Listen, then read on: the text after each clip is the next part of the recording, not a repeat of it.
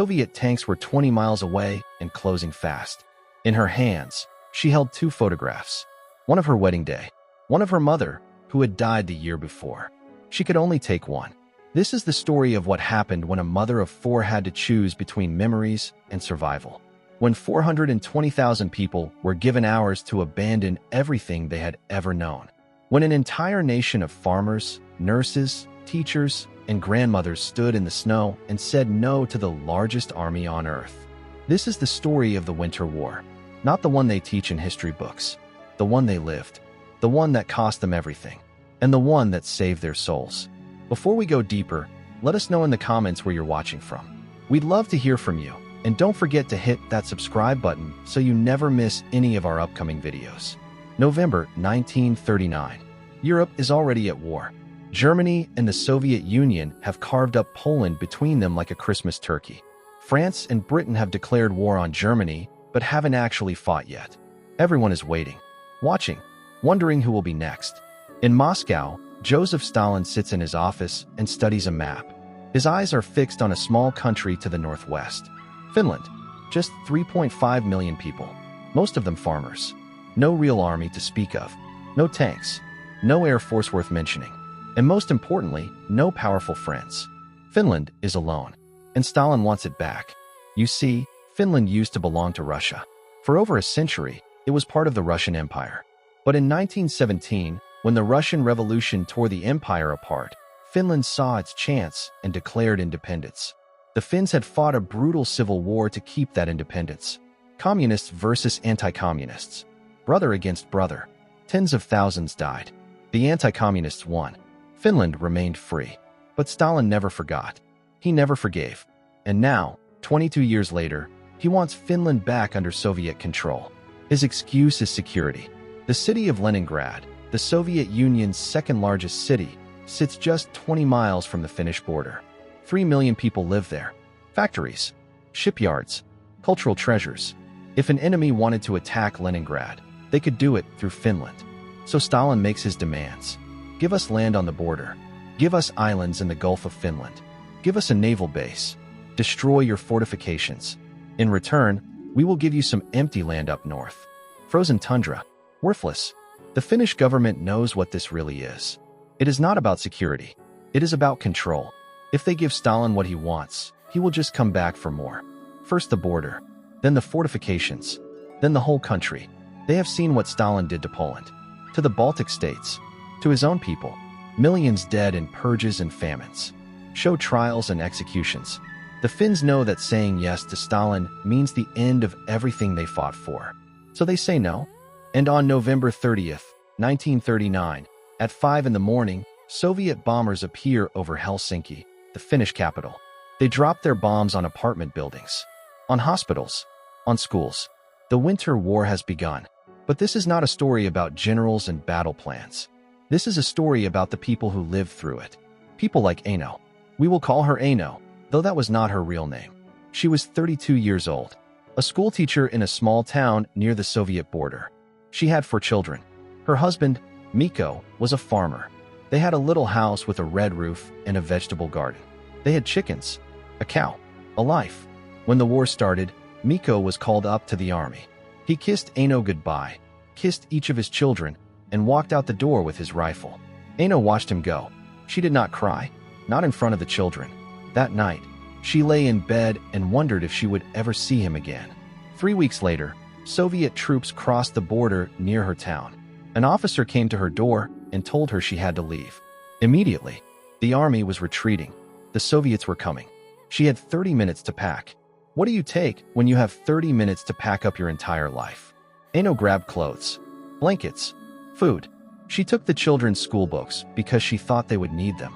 She took her mother's Bible. She took 2 photographs. She left everything else. The house her grandfather built. The table where her children ate breakfast every morning. The bed where she had given birth to her youngest son. The garden where her mother was buried. She left it all behind. And she walked into the snow with her 4 children and joined a river of refugees flowing west. 420,000 Finns would become refugees in this war. 420,000 people forced to abandon their homes, their farms, their towns, everything they had ever known. They walked through the snow in freezing temperatures. Mothers carried babies. Old men pushed carts piled with belongings. Children cried from hunger and cold. And behind them, they could hear the Soviet artillery getting closer. Aino and her children walked for 3 days. They slept in barns, in churches, on the floors of strangers' homes. They ate whatever people could spare: bread, thin soup, sometimes nothing. Her youngest son, just 4 years old, asked her every night when they could go home. She did not know what to tell him, so she lied. Soon, she said. Soon. But she did not believe it. While Aino and hundreds of thousands of others fled west, another group of Finnish women were running toward the war. They were called the Latasvard, 100,000 Finnish women who volunteered to support the war effort. They were nurses. They cooked meals for soldiers. They made ammunition in factories. They drove trucks. They operated radios. They did everything except fight on the front lines, though some wanted to. These women kept Finland running while the men fought. Without them, the country would have collapsed in weeks. One of these women was Elsa. She was 24 years old, a nurse. She had trained in Helsinki and worked in a hospital there. When the war started, she volunteered immediately. They sent her to a field hospital near the front lines. It was not really a hospital. It was a wooden building that used to be a schoolhouse. There were no operating rooms, no x-ray machines, no morphine, just bandages, antiseptic, and saws for amputations. Elsa worked 18-hour shifts. She held the hands of dying men. She wrote letters to their mothers. She cleaned wounds that were so infected the smell made her vomit. She watched men scream as doctors amputated frozen limbs without anesthesia because there was none left. She was there the night they brought in a young soldier who had been shot in the face. His jaw was shattered. Half his cheek was gone. He was unconscious, barely breathing. The doctors did not think he would survive, but Elsa stayed with him. She cleaned his wounds. She kept him warm. She prayed. 11 days later, he woke up. His name was Simo. We will call him Simon. And he would become the most famous soldier in Finnish history. But we will come back to Simon later. Right now, we need to talk about what was happening at the front. The Soviet Union had sent over 400,000 troops into Finland, 2,000 tanks, 3,000 aircraft, the largest military force ever assembled against such a small country. They expected to reach Helsinki in 2 weeks. They printed propaganda leaflets welcoming the Finnish people to the Soviet Union. They planned victory parades. Soviet commanders did not even bring winter uniforms. They thought the war would be over before winter really set in. They were wrong. The Finnish army had 180,000 men. Most of them were farmers and workers who had been called up from their regular lives just weeks before. They had almost no tanks, a handful of aircraft, not enough rifles for everyone. Some men went to the front without weapons, waiting for someone to die so they could pick up his gun. But the Finns had something the Soviets did not. They knew the land. They had grown up in these forests. They had hunted here, logged here, survived here, and they were not going to let anyone take it from them. The Soviet columns marched down the roads in tight formation. Thousands of men, tanks, trucks, artillery, easy targets. The Finns waited in the forests on either side. They wore white camouflage that made them invisible in the snow. They moved on skis, silent and fast. They would let the Soviet column pass. Then they would attack from behind, cutting the column into pieces, surrounding each piece, destroying it. They called this tactic Madi. It means a stack of firewood. And that is exactly what they did to the Red Army. They chopped them into pieces and burned them. One of the most famous Madi battles happened at a place called Suomussalmi. The Soviets sent 20,000 men down a narrow forest road. The Finns had just 4,000 soldiers in the area. But they used the terrain. They used the cold. They used fear. They cut the Soviet column into isolated pockets. Then they attacked. Small groups of Finnish soldiers on skis would glide up to a Soviet position, throw grenades, fire a few shots, then disappear into the trees before the Soviets could react. They struck at night. They struck at dawn. They struck constantly, giving the enemy no rest. The Soviets were trapped. No food, no ammunition, no way to retreat. Temperatures dropped to 40 below zero. Men froze to death at their posts. Some went mad. Some shot themselves. By the time the battle ended, over 25,000 Soviet soldiers were dead. The Finns lost fewer than 3,000. The world watched in shock. How was this possible? How could a nation of farmers defeat the mighty Red Army? The answer was simple. The Finns were not fighting for territory. They were fighting for survival. They were fighting for their homes, for their families, for the right to exist. And that made all the difference. Back at the field hospital, Elsa was exhausted. She had not slept more than a few hours and days. The wounded kept coming. Frostbite cases, gunshot wounds, men with limbs blown off by artillery. She did what she could, but there were so many. Too many. One night, a young soldier was brought in. He could not have been more than 18. He had been shot in the stomach. Elsa knew he would not survive. There was too much damage. No way to stop the bleeding. She sat with him, held his hand. He asked her to write a letter to his mother. "Tell her I was brave," he said. "Tell her I did not cry." Elsa wrote the letter. She lied. She told his mother he died instantly, that he did not suffer. Because what mother needs to know that her son spent his last hours in agony, begging for it to stop? These were the choices Elsa made every day. What truth to tell? What mercy to give? What hope to offer when there was none left? Meanwhile, on the front lines, there was a man who became a legend. We called him Simon earlier. His full name was Simo Haiha, but we will stick with Simon. He was a farmer before the war, 33 years old, 5 feet 3 inches tall, quiet, unassuming. He did not drink. He did not smoke. He spent his free time hunting in the forests near his home. When the war started, Simon was given a rifle and sent to the front. His commanders quickly realized he had a gift. Simon could shoot perfectly. He used an old bolt-action rifle with iron sights. No scope. He did not need one. He would lie in the snow for hours, completely still, waiting. When a Soviet soldier came into view, Simon would fire. One shot, one kill. He never missed. In the first weeks of the war, Simon killed dozens of Soviet soldiers. Then hundreds. The Soviets started to notice. They called him the White Death. They sent counter-snipers to hunt him. He killed them. They sent entire squads with orders to find him and kill him at any cost. They never came back. The Soviets even used artillery, shelling entire sections of forest where they thought Simon might be hiding. He would just move to a new position and keep killing. By the end of the war, Simon had 505 confirmed kills. 505 men. It is the highest sniper count in recorded history. And Simon did it all in just over 3 months, in 40 below temperatures, without a scope. But Simon was not invincible. On March 6, 1940, just days before the war ended, a Soviet soldier got lucky. An explosive bullet hit Simon in the face. It shattered his jaw, blew off part of his cheek. He should have died. But Finnish medics found him unconscious in the snow and carried him to a field hospital. The field hospital where Elsa worked. She was the one who cleaned his wounds, who kept him alive through those first critical hours. Simon was in a coma for 11 days. No one thought he would wake up, but he did. The war ended 2 days later. Back in the refugee camps, Aino heard the news. The war was over. Finland had signed a peace treaty with the Soviet Union. They were giving up 11% of their territory, the entire Karelian region, the city of Viipuri, hundreds of towns and villages, including hers. Aino realized she would never go home. Her house, her garden, her mother's grave, all of it was now part of the Soviet Union. She sat down on the floor of the refugee shelter and finally let herself cry. Her children gathered around her, not understanding why she was sobbing. 420,000 Finns became permanent refugees. They lost everything. Their homes, their land, their past.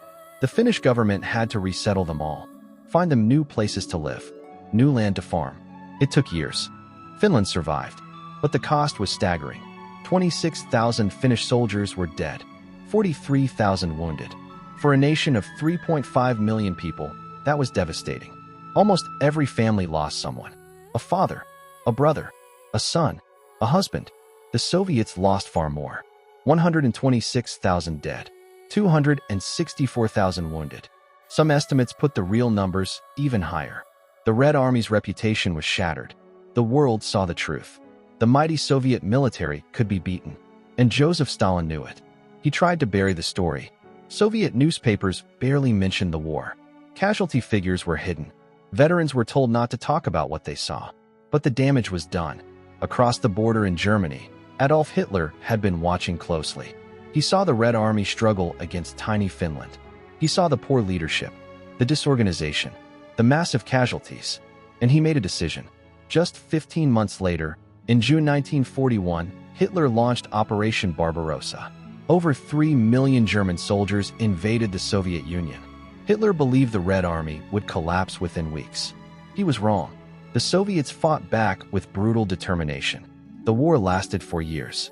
Over 27 million Soviet citizens died. But the Soviets won. They pushed the Nazis all the way back to Berlin. But it was the Winter War that planted the seed in Hitler's mind. The belief that the Soviet Union was weak, that it could be beaten. The Winter War changed history in ways no one predicted. As for the people we have been following, their stories ended differently. Aino and her children were resettled in central Finland. The government gave them a small plot of land and helped them build a new house. It was not the same. It would never be the same. But they survived. Aino never saw her husband Mikko again. He was killed in battle in January 1940. She raised their 4 children alone. She never remarried. She lived to be 83 years old. She never stopped talking about the house with the red roof, the garden, the life she lost. Elsa, the nurse, continued working in hospitals after the war. She never married. She said she had seen too much death to ever think about bringing new life into the world. She worked as a nurse for 40 years. She died in 1986. Her colleagues said she never talked about the war. Not once. Simon, the sniper, went back to his farm after he recovered. Doctors rebuilt his face as best they could. He was left with permanent scars and a crooked jaw. When journalists asked him if he regretted killing so many men, he said simply, "I did what I was told to do as well as I could." He lived quietly. He hunted. He raised dogs. He avoided attention. Simon died in 2002 at the age of 96. At his funeral, veterans from across Finland came to pay their respects. They called him a hero. He would have hated that. The story of the Winter War is not really about tanks and tactics. It is not about generals and battle plans. It is about ordinary people who faced impossible choices. A mother deciding which photograph to save. A nurse holding the hand of a dying boy. A farmer lying in the snow, pulling a trigger 500 times to save his country. These were not soldiers. They were teachers, farmers, nurses, mothers. And when their nation needed them, they stood up. They fought. They sacrificed. And they won the only victory that mattered. They survived. Today, Finland is one of the most prosperous nations on earth. Its people are among the happiest in the world. It is a member of the European Union. And as of 2023, a member of NATO. But the Finns have not forgotten. In every town that was lost to the Soviet Union, there is a memorial. In every cemetery, there are graves of the men who died in the Winter War. And in the hearts of the Finnish people, there is a quiet pride. Pride in what their grandparents did. Pride in the refusal to surrender. Pride in the knowledge that when the largest army on earth came for them, a nation of 3.5 million people said no. And meant it. The lesson of the Winter War is not about military tactics. It is about the human spirit. About what ordinary people can do when they have no choice but to be extraordinary. About the cost of freedom. About the things we are willing to sacrifice to protect the people and places we love. Aino lost her home. Elsa lost her faith in the future. Simon lost his face. Finland lost 11% of its territory and 26,000 of its sons. But they kept their independence. They kept their dignity. They kept their souls. And in the end, that was worth everything. So the next time you think about giving up, remember Aino walking through the snow with her 4 children, carrying everything she owned in a single bag. Remember Elsa working 18-hour shifts in a freezing schoolhouse, holding the hands of dying boys. Remember Simon lying motionless in 40 below cold, doing what needed to be done. And remember that sometimes the greatest victories are not about winning. They are about refusing to lose. That is the story of the Winter War. Not the one in the history books. The one they lived. The one that cost them everything. And the one that saved their souls. Could you have done what they did? Could you have walked away from everything you loved and kept going? Let us know in the comments. And if you want more stories like this, stories about ordinary people doing extraordinary things, hit that subscribe button. Because next time, we are going somewhere even more heartbreaking, even more unbelievable.